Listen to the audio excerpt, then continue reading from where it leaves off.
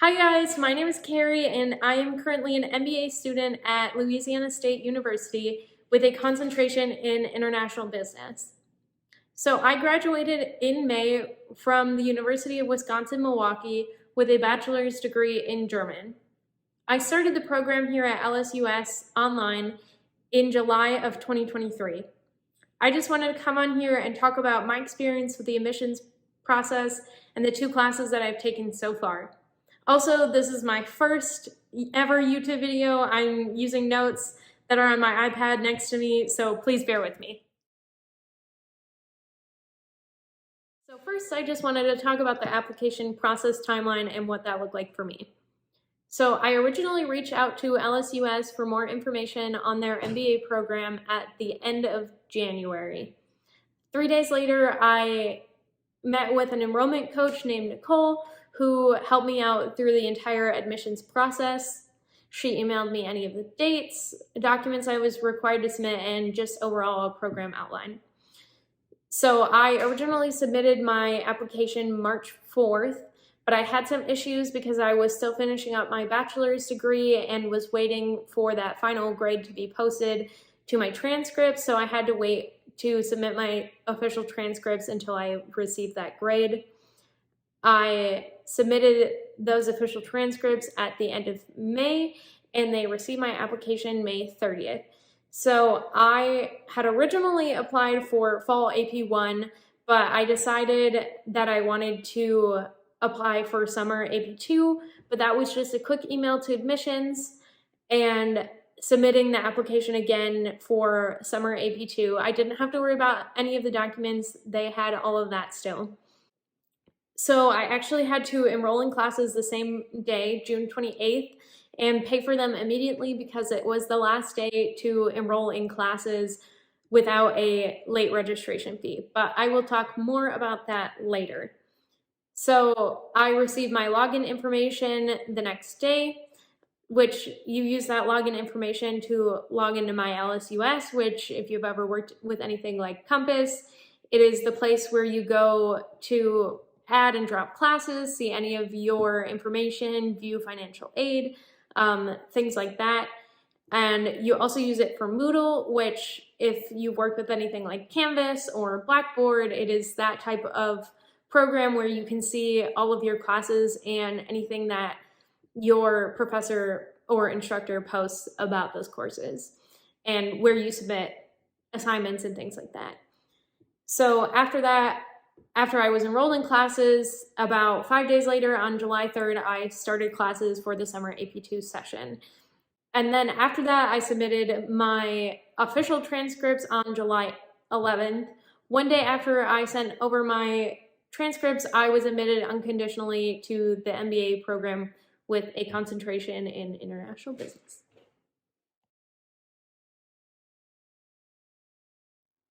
Next, I just wanted to talk a little bit about admissions requirements. All of this information is on the MBA program website. I just wanted to talk about it here so that you had all of that information in one place. There are different requirements for the graduate school and then for the business school, but I'm just going to talk about both of those at the same time because they're pretty much the same. So in order to apply, you need to have either a graduate degree, a bachelor's degree with a 3.0 or better, or a 3.0 GPA in the last 60 credits. If you apply with those requirements, you are not required to take a GMAT.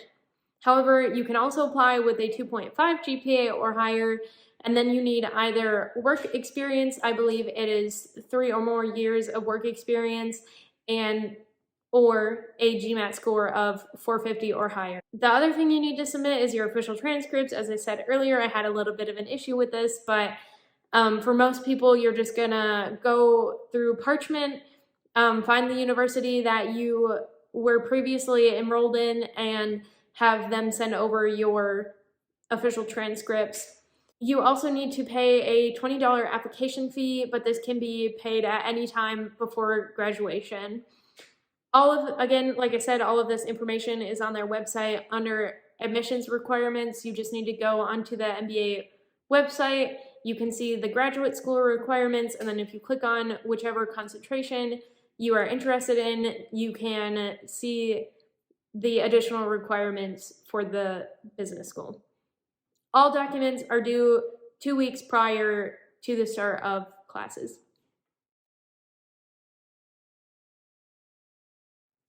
Now I'm going to talk briefly about enrollment deadlines to keep in mind when applying to and once you're accepted into the program.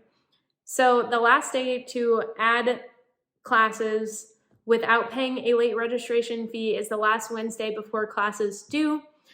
After that, it is a $50 late registration fee. If you don't pay on that last Wednesday, you will get kicked out of the class, and it is not guaranteed that you will get that spot in the class after that. So the last day to add classes at all is the first day of classes. So once you are enrolled in those classes and it's paid for, you do have some options to drop that class. The last day to drop the class for 100% refund is 2 days after the classes start. 2 days after that, you are still eligible for a 60% refund. 4 days after that, you can still get a 40% refund, and it is also the last day to drop without a W on your transcript. 1 month after classes start is the last day to drop with a W. All of this information should be sent to you by either your enrollment coach or your success coach. Next, I'm going to talk about cost and payment of the program. This is the section that I was most skeptical and also the most confused about because there is limited information on how payment works on their website, and they weren't great at explaining this. So hopefully this section can be of help to people who are confused about this. So the total cost of the program is $12,474. Yes, that is the cost for the entire program. Yes, it is the actual cost. There are no hidden fees or anything like that. That comes out to about $416 per credit hour, which makes this a super affordable MBA program compared to some of the other ones. You pay the classes per session. So, for example, if you're taking one class, you pay $1,248 for the session. If you're taking 2 classes, it comes out to $2,496 for the session. You have the option to pay in advance if you're enrolling in other courses. However, it is not required. You can just pay per session. There is also a payment plan. I don't know very much about this because I haven't used it myself. I will include a screenshot of this payment plan. You can pause now if you want to take a moment to look at that. So if you look at the payment plan, you'll notice that you need to enroll well in advance, usually around the start of the previous session. And I will talk more about how the sessions work in the next section. Just keep that in mind when you're applying to the program, that if you don't get accepted until late, you might not be able to use that payment plan in the first session. Additionally, you can submit a FAFSA to apply for federal aid. I only received loans from them. I'm pretty sure that at this point that it's a unicorn chance to receive a grant. However, I received a loan that would cover the full amount. I didn't accept this loan because I have other options to pay for it. But if this is something that you choose to do, just keep in mind that a lot of people will be able to receive loans from a FAFSA.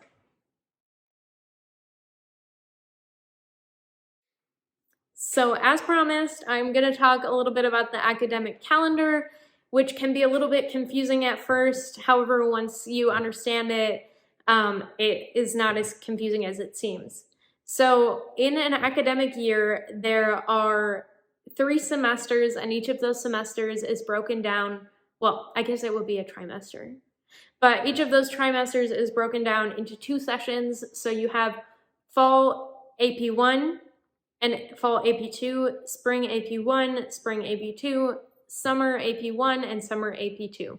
So each of those AP sessions is 7 weeks long. The course will be the full 7 weeks long and take up that entire session.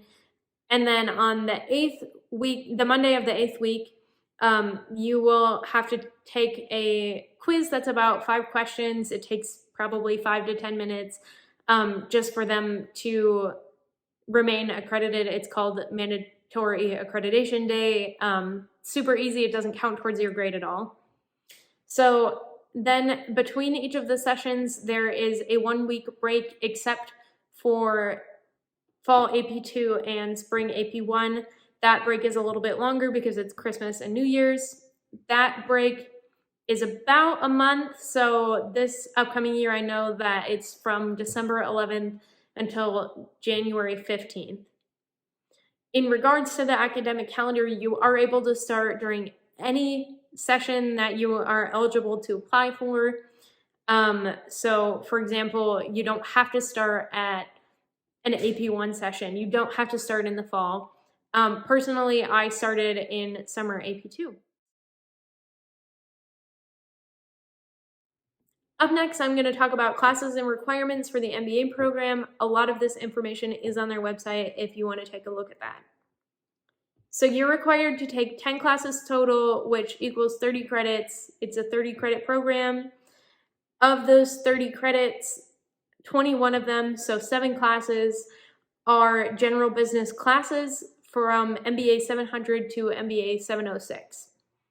Additionally, you can choose either a concentration or a specialization in a specific area. A concentration is those 9 additional credits in that area. A specialization is 6 of those credits in a specific area and then 3 credits in additional elective. There's also the option to do just a general MBA through LSUS. In that case, all 3 classes are electives of your choice.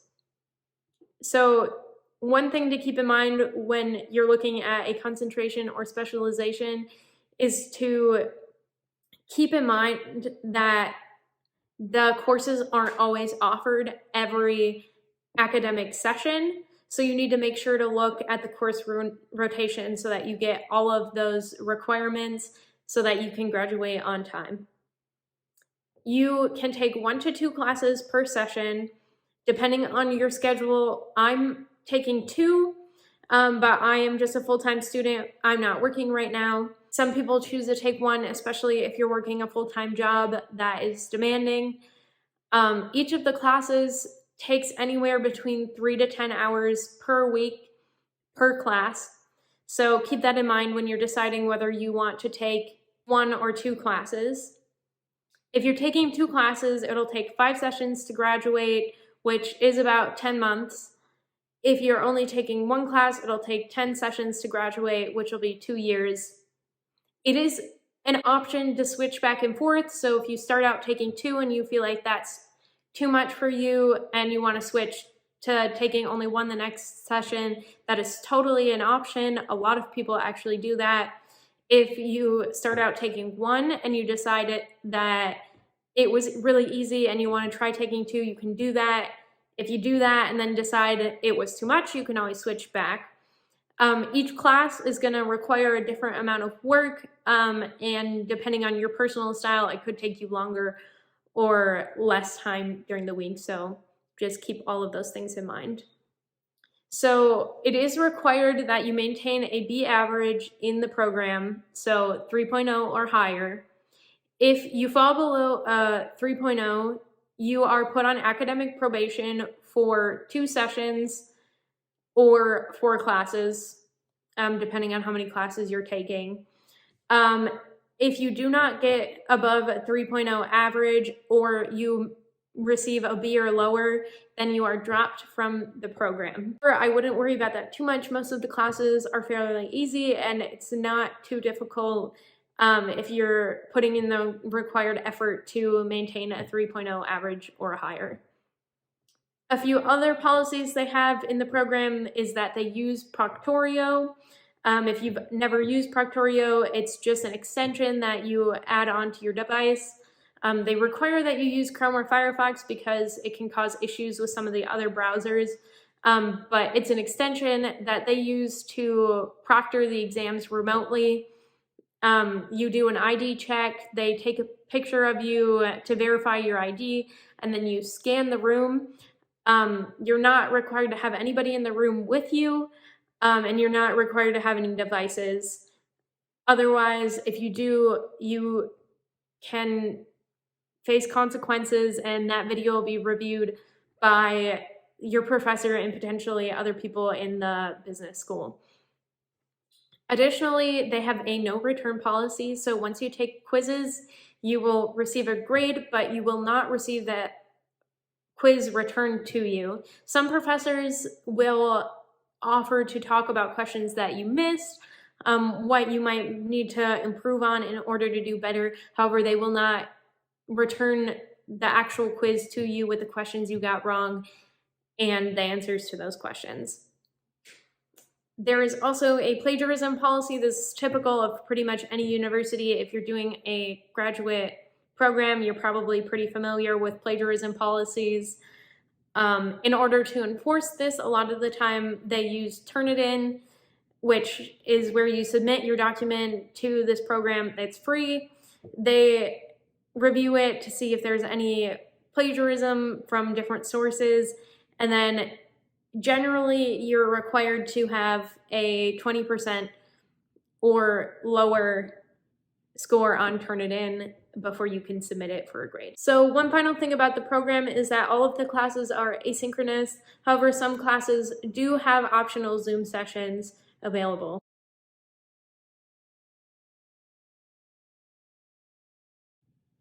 So last, I just wanted to come on here and talk about the classes that I've taken so far and my experience so that you can kind of understand what to expect from the program.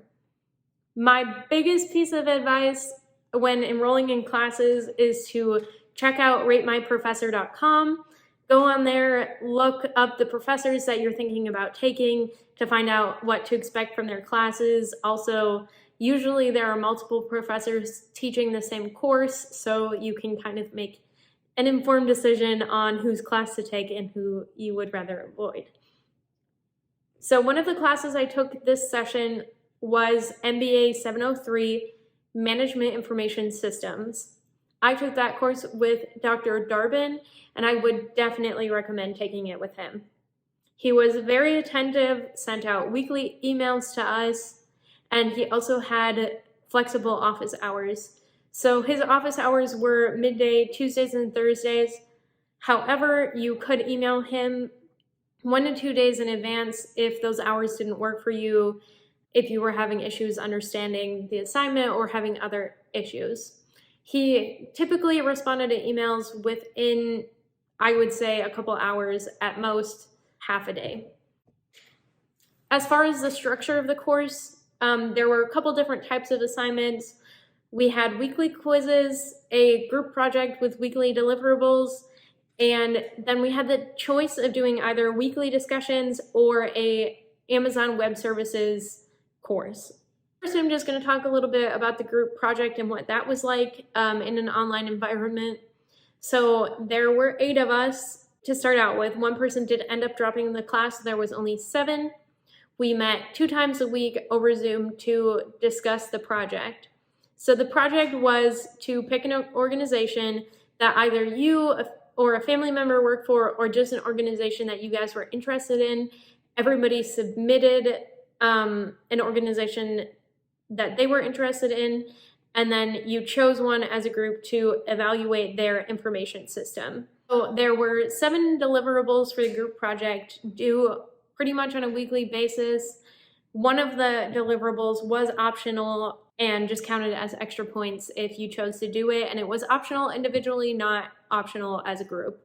So that was kind of nice because I had a lot going on during that week, so I just chose to opt out. Each of those deliverables is submitted usually Sunday by 11 p.m., and then it is graded by the course academic coach assigned to your group within a couple days, typically. Next, a little bit about the weekly quizzes. So they were based on the PowerPoint slides There was a textbook, however, you were not required to purchase it, and for this class with Dr. Darbin, I actually wouldn't recommend purchasing it unless you really feel like you need that extra help. However, I feel like it probably would have been unnecessary. There was no final for this course. It was just the weekly quiz, which again was based on the PowerPoint slides. Each week he also posted 2 videos, one as like an overview video and then a quiz review video, as well as additional readings for you to read if you're curious about the topic. The last thing that we had for an assignment for this was to choose from either the Amazon Web Services course or weekly discussion posts.